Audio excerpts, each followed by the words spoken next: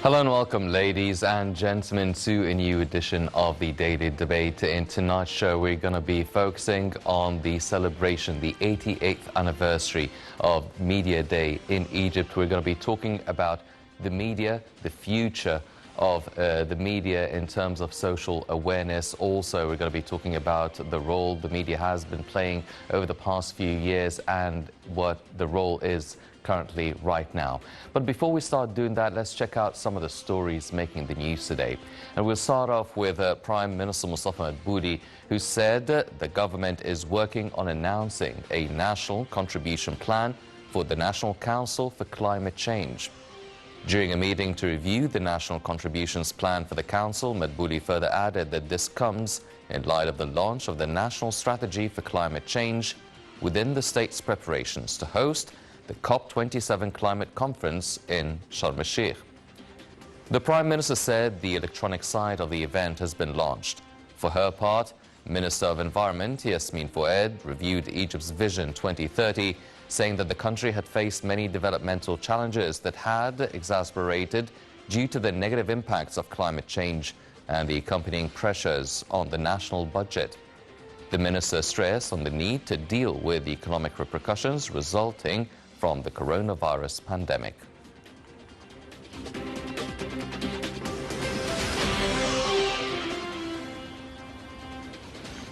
Foreign Minister Sameh Shoukry, the head of the 27th UN Climate Change Conference, attended the 6th ministerial meeting of the International Climate Change Conference in the Swedish capital, Stockholm, on Tuesday. Shoukry met with the Swedish Foreign Minister Ann Lend, during which they probed means to foster bilateral relations in various fields. The top diplomat stressed on the significance of bilateral cooperation with Sweden, especially in light of the huge developmental leap in Egypt. The meeting tackled means to broaden Swedish investments in Egypt and Swedish tourism to the country.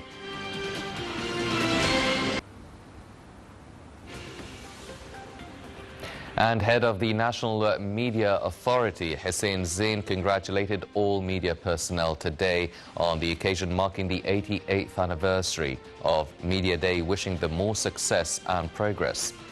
Hussein said Egypt celebrates the anniversary of the day in which it launched This is Cairo for the first time through the Egyptian radio in 1934. With the birth of the Egyptian radio, Zain further added that the national vital role of building people's awareness, besides serving all society issues, kick-started. He said the Egyptian Radio and Television Union has delivered a precious media message which shapes the thought, conscience and culture of the nation. According to Zain, the national media continues its vital role to enlighten the public opinion and raise awareness among people amid all challenges facing Egypt recently. Zain announced that the national media is continuing its success by launching the Egyptian satellite Nilesat 301 in the coming few days, with the aim of strengthening the Egyptian media potentials.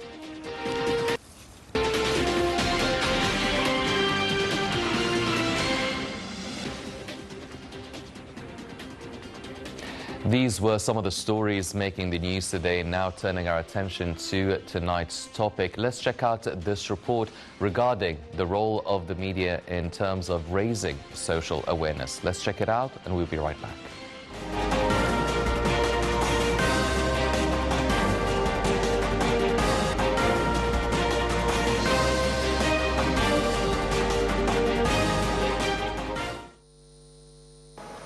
Today, Egypt is celebrating the 88th Media Day, a day that marks the start of the first official radio broadcasting services in Egypt, which started on May the 31st in 1934.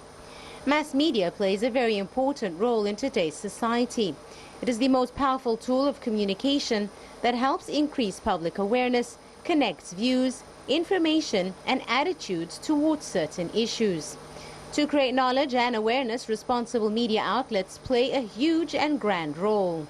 News channels, newspapers, radio, and the internet all help to estimate the realities of life and provide the chance to explore the issues of society more openly. Egypt, with its various media outlets, is a pioneer in this field.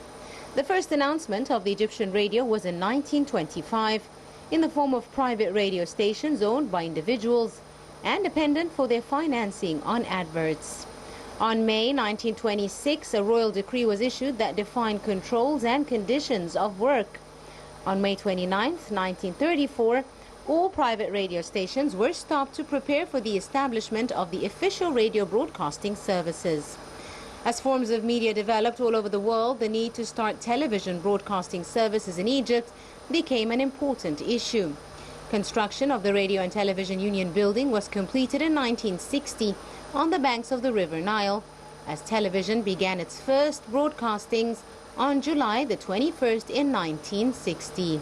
The main mission of radio and television is to spread culture, literature, art, news and sports. As for television, in 1990, the Egyptian satellite channel started broadcasting as the first Arab satellite channel and then continued launching more Egyptian satellite channels, including Nile TV International, Specialized Nile Channel Group, between news, drama, variety, sports, family and information, as well as 7 educational channels.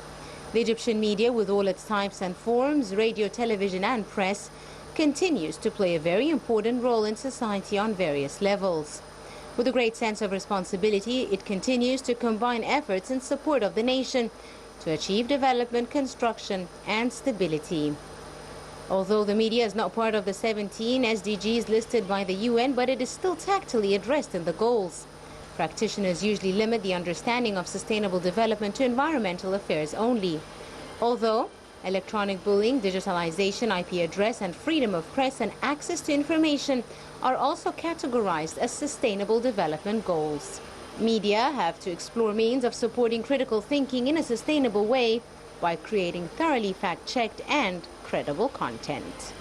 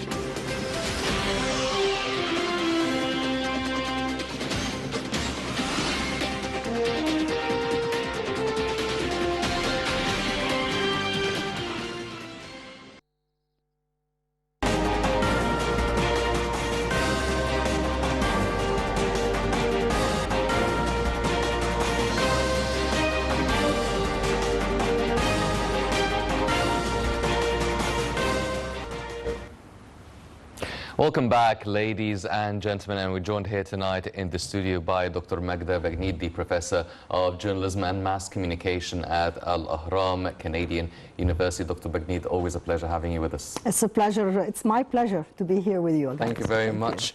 Dr. Bagnied, first of all, I mean, we're talking about Media Day, celebrating 88 years since the 1934 launching of This Is Cairo program on the Egyptian radio. Al-Qahira. Yes, exactly. Yes. Now, all the media theories many years ago said that with all the media outlets, the world has become a small village. Now, if we apply this now, it might be even an understatement with all of the developments and the progress taking place in this field. Now, how different are the media outlets now? Obviously, the TV, the radio, still on. Social media has taken a big portion of the cake of the media. How do you see the message and the way it delivers and raises the social awareness for societies now? That's a good question. I would say that the message will reach you anywhere you are in planet Earth. This is what I can say. Because you don't have only radio, you have television, you have the internet, you have platforms, just name it. And whenever something you can think about it, it could be a dream, it's reality today. So if we're talking about 88 years, 1934 was the beginning of the Egyptian radio station. And maybe the listener would like to know what happened and how did it develop. Maybe you'd like to shed light on this. It was funny because at the beginning it was chaos. I'm talking about 1925. Chaos meaning that people can buy the station and they can say hello to each other as if they are talking on a telephone like what is happening.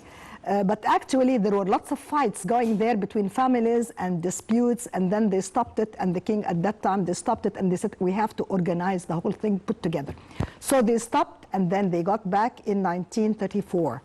At that time, they said, okay, let's have something which is really called Radio Cairo, to start to organize it and to have, like, you know, main head, you know, to organize this. And it started big, I would say. It started big. I think so. At the same time, we heard that the BBC was there on the air, you know, something like that. So Egypt was like a pioneer, not only in the Middle East and our area, but I would say internationally, Egypt was doing very well since that time. And if we'd like to shed also light about those people presenting the radio show, most of them became pioneers not only again in Egypt, but even the Arab world. If you look to the Arab world, they were imitating Egypt. I mean, you have lots of things. Kulthum was the first one to sing in 34, Muhammad Abdul Wahab, and they used to call him, you know, the singer for the king, you know. And you have also people to read Quran, recite Quran in the morning. So I think so Egyptians were excited about the new technology. I'm not talking about today. Yes. The new technology then, at that time.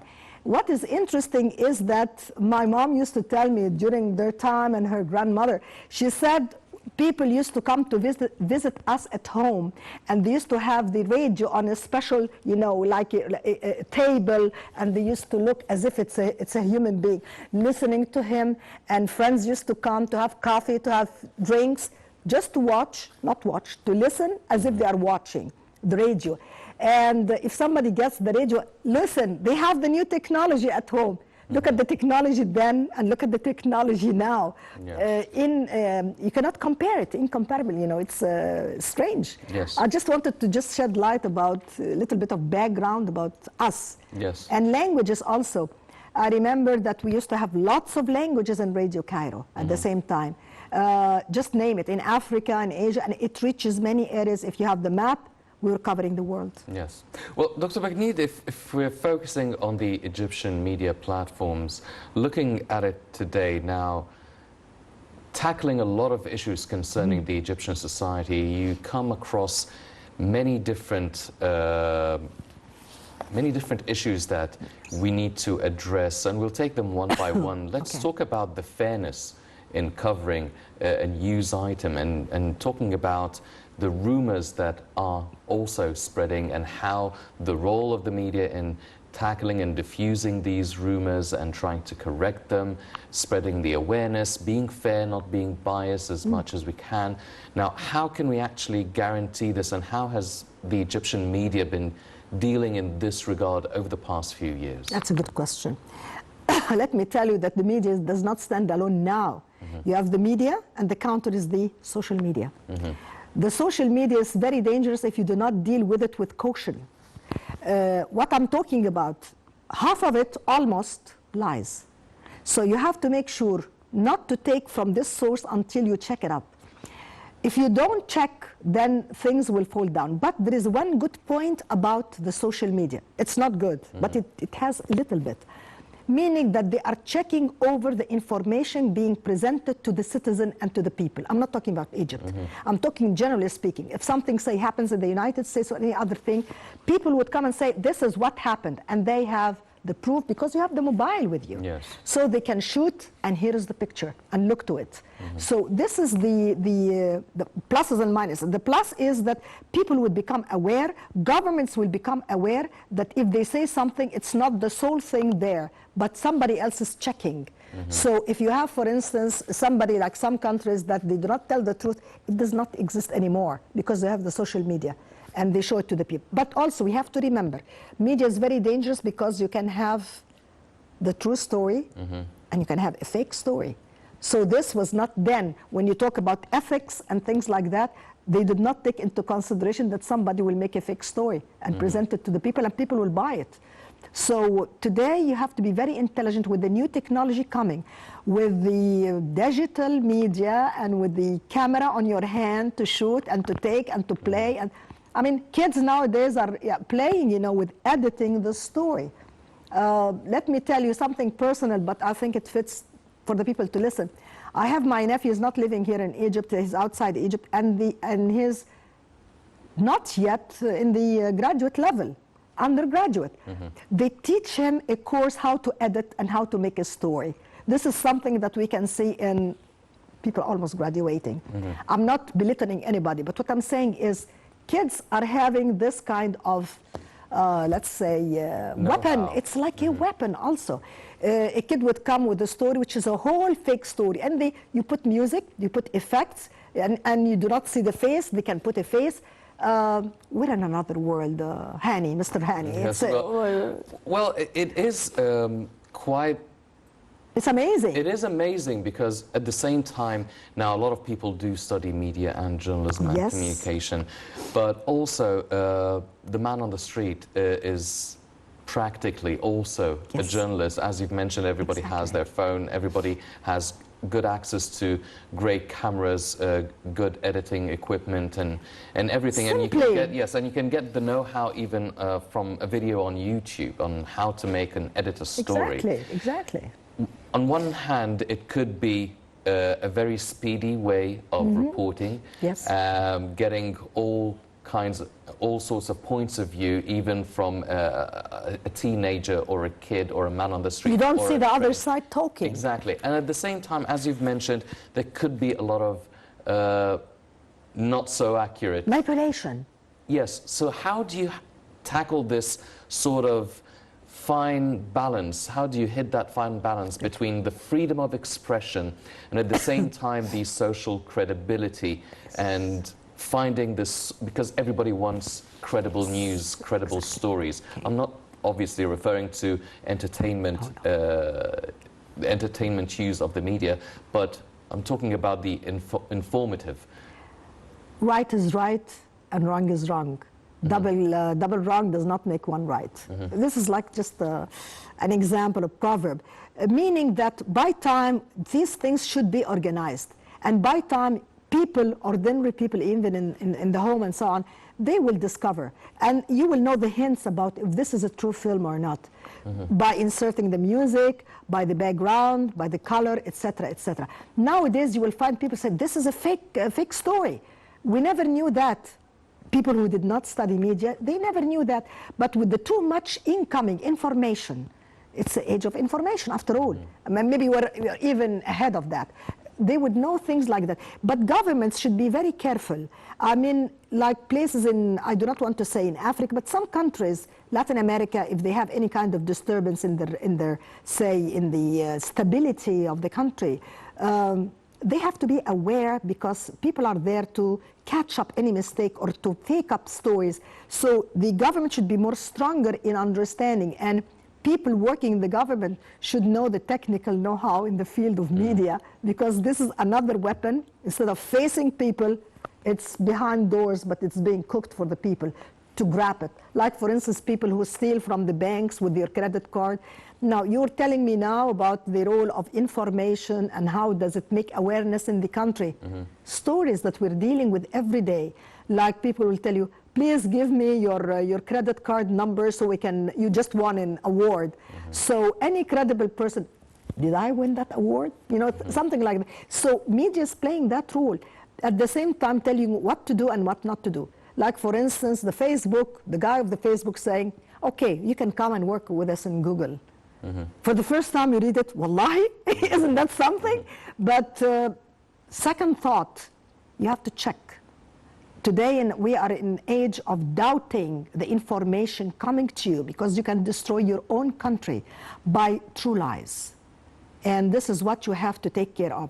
What I care for is the national security of the country, the national security of Egypt. This is what we care for. If they have series on television talking about the choice or whatever, the pluses is wake up, because anytime anything can happen to you that would ruin your life as a citizen. This is what I can say. Yes. Well, it was also quite evident, the role of the media during the coronavirus pandemic. Oh my God. It was an awareness campaign, one after the other, because it really dealt with life and death situations. It was death and life, please. Yes, death and life situations, and also the health of the citizens. So everybody was quite careful that they do receive and raise the awareness and campaigns being very accurate. Statistics very that you used on television. You guys, you use statistics. Today the death roll is, etc., etc. But anyway, the danger of that endemic or whatever, epidemic, is that at any age, any time, anybody can just go. Yeah, I mean, people stayed at home. And I think people are still cautious because of the corona. We do not have this mixing with the families like before. We're still in a state of just be careful, because anytime anything can happen to you, and the father could be gone, the family, the kid, anybody can. Yes. So we're playing, media's role in awareness is of prime importance. You can use it. Yes. Well, obviously there are always, I mean, talking about epidemics, talking about oh my God. It was the coronavirus, now it's the monkeypox. The monkey, yes. Yes, and now covering different sort of events, different political developments, different wars. Yes. And we are seeing how important it is, and even sometimes sensational trials and killings. All of these things. Do you feel that the media now has the sort of more of an effect, or more of an engagement sort of factor with the people? I mean, everyone now is hooked on their phones. Everyone. My eyes hurted me lately. Exactly. So, do you feel now that media is so influential, much more influential than it was before, or has it always been that influential? Very good question. Addiction, Hani. Addiction is the problem. You get hooked to this small machine, to the extent that if you do not see it every now and then, something is missing from your life. And I heard at the very beginning when the Facebook started, they say people, when they get hooked as early as kids, they have to go to be hospitalized, and they beat them to stop watching the stories. We used to laugh, but actually, when somebody gets into the Facebook, as long as you're out, you're not affected. But once you're in and you see the stories and your name is being dragged, and then people would call on you, you become part of the mainstream, which is not good. Yes. You're not living your life. Well, media people and journalists in general, they do have a message and an important duty to perform, especially those in Exactly. wars and dangers and crises that effectively puts their lives in danger. And we've just seen the journalist Shireen Abu Akleh, the Palestinian journalist who was killed, covering the Palestinian-Israeli situation. Now, obviously, it comes with the business. It comes with a job. Yes, with a package. With a package, especially if you're in a war zone. Yeah. So how can we actually, or is there a way to guarantee real safety for these journalists, these media people, instead of just like having posts talking about there is them no later straight on? there is no straight yes for that. You have to be very cautious because you are talking war. Anything could happen and take place, and anything could be justified from the point of view of the other side. So when you do any action, you have to put yourself in the other side to see, if I would react in this way, what can happen to me, pluses and minuses. It takes some people to take time to think about it. When you get into war, it's easy, but getting out of it is the difficult situation. And people are mixed up now. What should we do? I mean, they wear this press, you know, the logo on it is press and yellow, so that they will not become close to them or kill them. But still, people get killed. That's why some of the information, I used to be very interested in the foreign correspondent, one of the, you know, role model for me. But they are the most expensive, highly paid. Why? Because they can lose their life. They go so up, they meet everybody in the world, they are at the top of the world, they are stars. But this star could be a target. If he covers something which the other country does not, he could be killed. Whoever. So we have to be cautious that not anybody would enter in this field of journalism, and not anybody would go to cover war. That's why when they used to have wars, when I was studying for my PhD at that time, they used to have a pool. You know the idea of pool, you studied that in the university. So I will not send all the journalists or all the correspondents. I will pick up the Agence France Presse, Reuters, whatever. You will pick up some. And then they would go and they cover up for the rest. If they lose, we still have the other armies there for that. Because these are the, you know, they are the people who can see and can talk for the world. If we don't have people to expose what is happening, we are gone.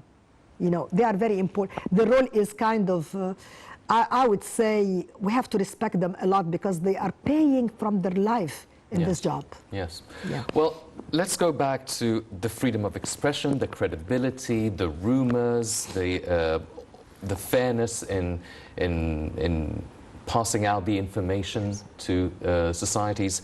Now, the media Charter of Honor, the Code of Honor, the Code of Ethics. Code of Ethics. Yes. So how do we actually make sure that they are not only followed by the journalists, the educated and trained journalists, but also because we agreed that everybody can be a journalist right now.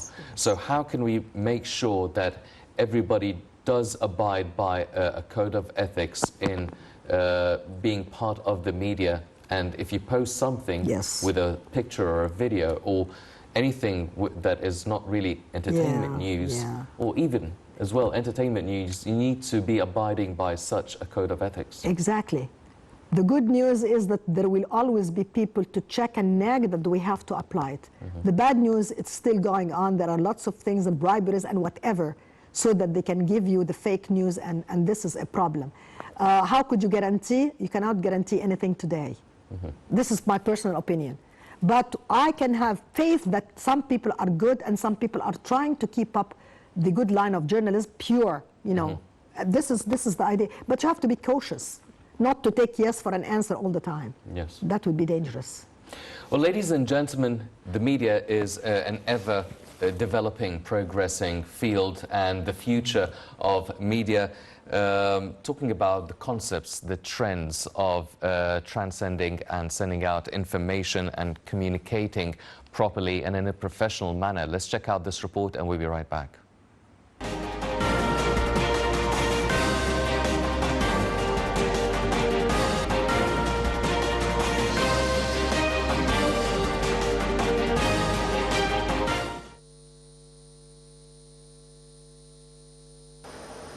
The future of digital media evolves as new tools emerge. Consumers make new demands and the quality and accessibility of technologies improve.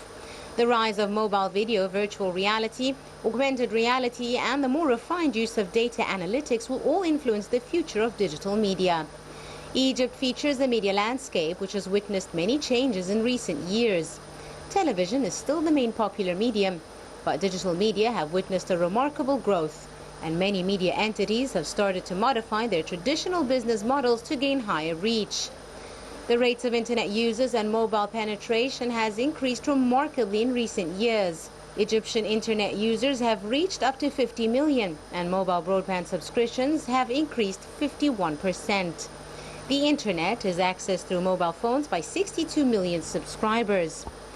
The percentage of families with access to the internet at home accounts for 46.5% of the population. This is called the digital revolution, as Egyptians were mobilized through the internet and social media platforms to express opinions and points of view regarding different issues. Due to this technical and digital transformation, media outlets have realized their online platforms that offer timely news and urged a restructuring for their business models. Most of newspapers have a print and digital version. A digital platform needs a developed infrastructure that helps attracting a good number of visitors and a high level of audiences. Digital versions of Egyptian newspapers are available for free on the internet. As for the broadcasting sector, although the capacity of revenues that is derived from the digital service is still limited, many radio stations have developed websites and online streaming services, like television stations that have developed websites where any user can watch a program through live streaming.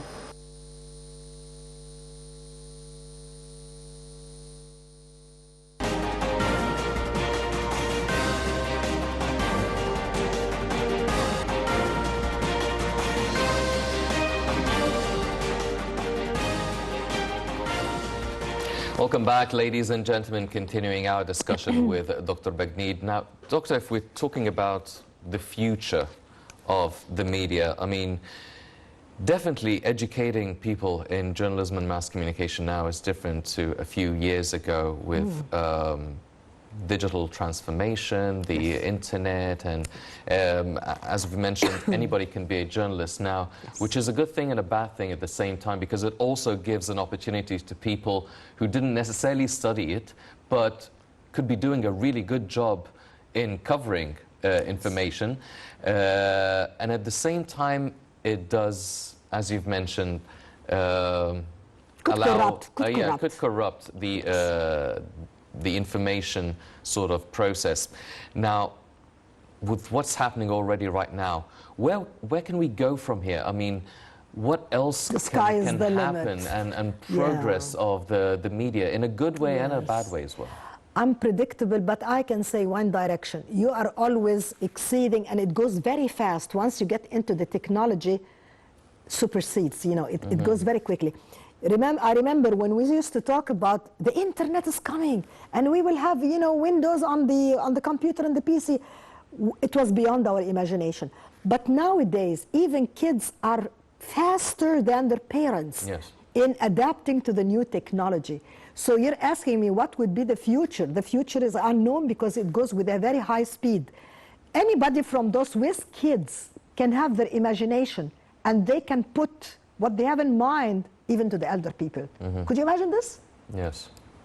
This is scary because you do not know, are they using it for the right or the wrong reasons?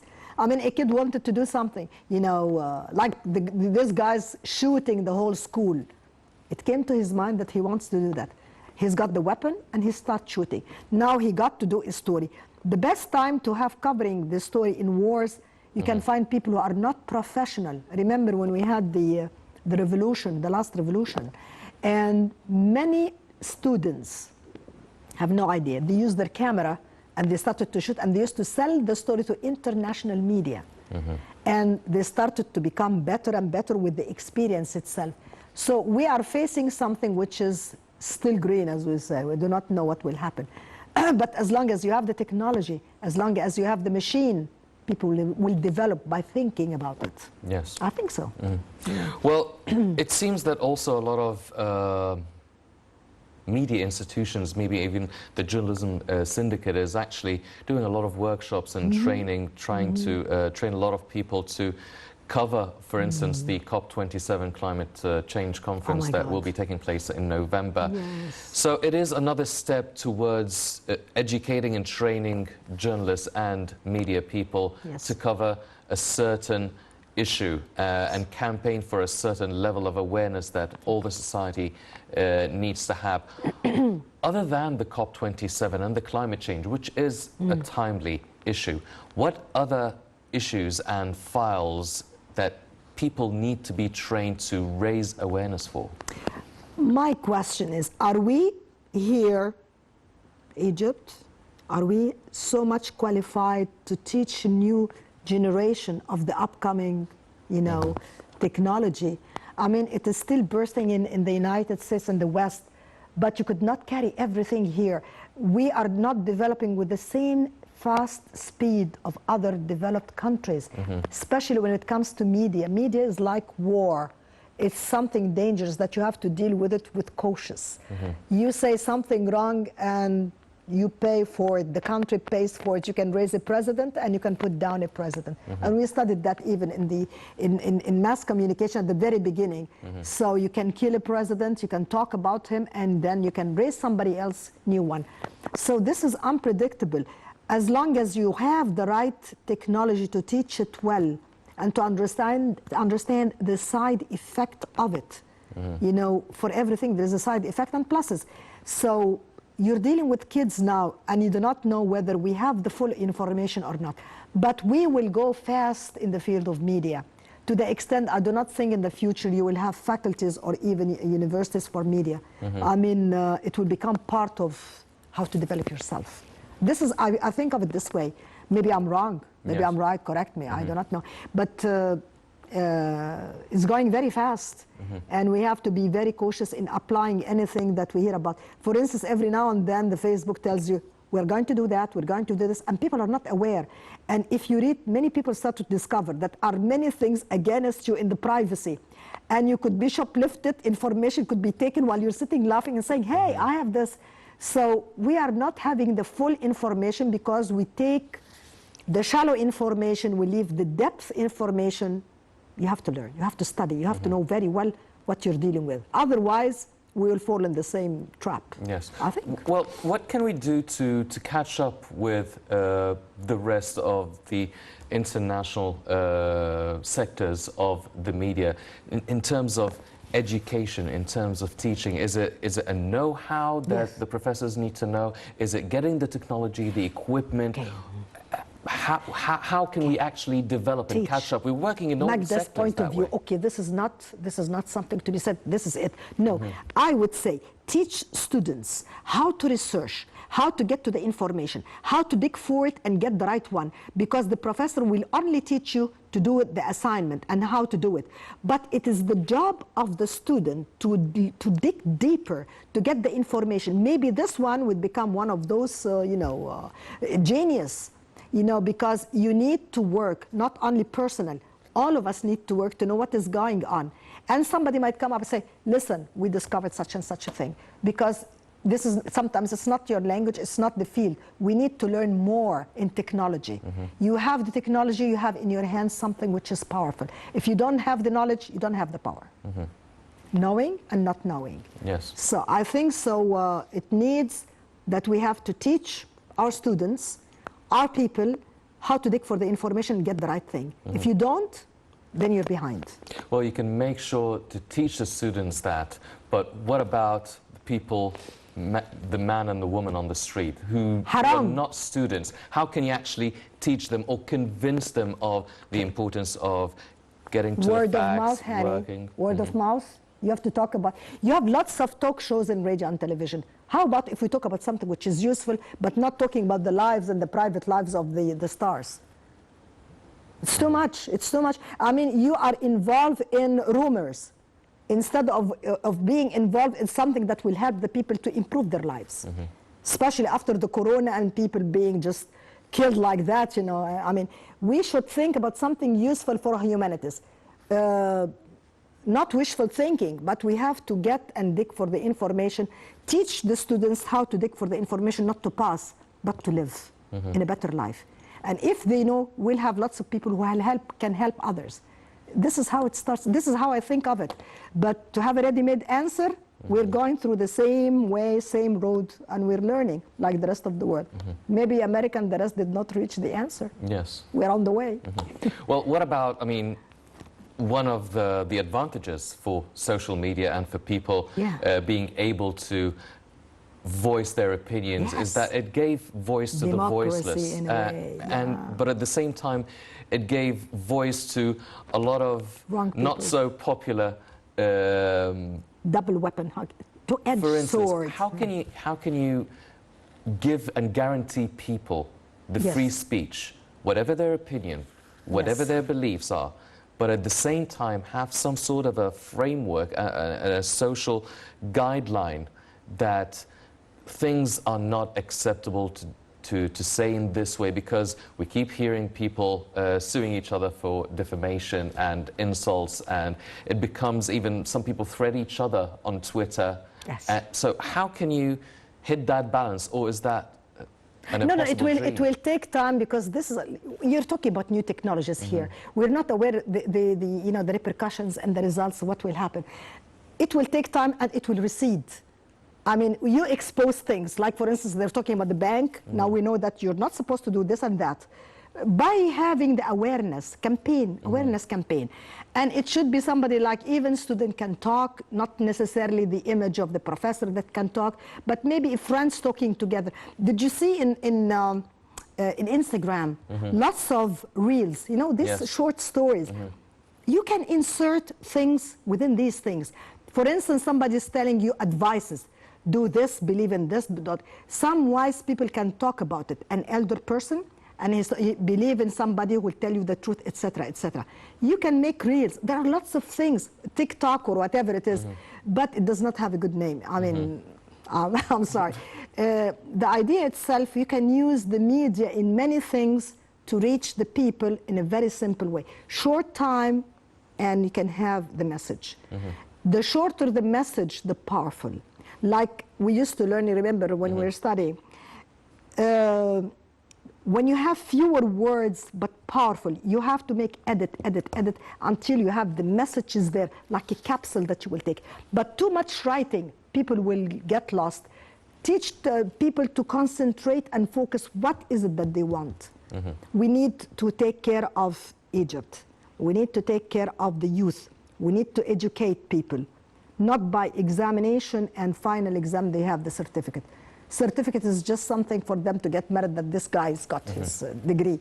But it's much more than that. If you're not educated, you're a minus in this society. I'm sorry, but... No, yes. Well, okay, one final question, because we are running out of time. I'm sure. Now we are celebrating the 88th anniversary of the Media Day. What is it? Where is the cake? Well, there's a lot more than a cake. We have some tea and coffee and a lot more things. I'm just joking. But, what would you be hoping for the future of the media in Egypt? What do you want to see? How do you want to see the media, the people working in it, the kind of coverage, the shows, the information, the news, the entertainment? I would like to see the best. I like to see the best media here. People can talk their minds, but also at the same time, when they talk about something, they are responsible for what they are saying. And if they have something to talk, they have to have the proof for it. People can ask them and they have to answer, and they can make that even like crossfire programs. If you talk about something, you're responsible for what you're saying. If you're responsible, get me the proofs. Like today in Facebook, you find the writer say, where did you get this information from? He said so and so. And people started to fight in the Facebook, and they have unfriend and so on. Please, when you say something, you have to be responsible for what you're saying. And also put in mind that there are people who are listening and they are aware and know what you're saying. So don't lie. Yes. Period. Well, ladies and gentlemen, obviously, 88 years, Egypt does have a rich history in the media business, the show business, the entertainment, the information, the news. We have a lot of great personalities, a lot of extremely important events that have been covered by the Egyptian media of all sorts. And we are celebrating it today, and hopefully a better performance by the media sector, along with all the other sectors, will be witnessed in the future. Unfortunately, that's all the time we have for this edition of the Daily Debate. But before we go, I'd like to thank my very distinguished guest, Dr. Magda Bagnied, the Professor of Journalism and Mass Communication at Al-Ahram Canadian University. Dr. Bagnied, always a pleasure having you with us. Pleasure is mine, sir. Thank you very much, Doctor. I enjoyed it. Ladies and gentlemen, please stay tuned for more coming up on Night International. I'm Hani Saif. Thank you for joining us.